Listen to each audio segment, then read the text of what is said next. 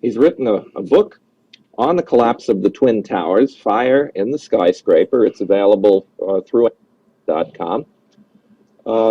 He also has a chapter on World Trade Center 7 in the book, and it's lavishly illustrated, well worth your attention.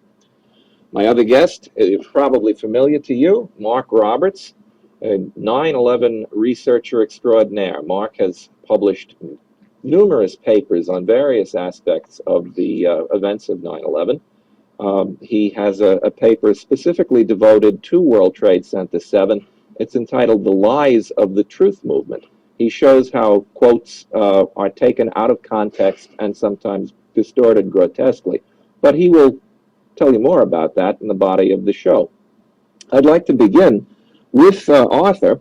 I'm going to read a quote from his paper on World Trade Center 7, and he talks about the establishment of a collapse zone. The anticipation of collapse was a brilliant conclusion, and no lives were lost when the 47-story building collapsed about an hour and a half after the evacuation order was given.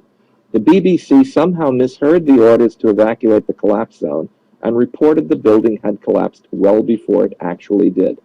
Now, Arthur, it sounds to me like this is an extraordinary feat by the fire department to avoid any more loss of life on this terrible day.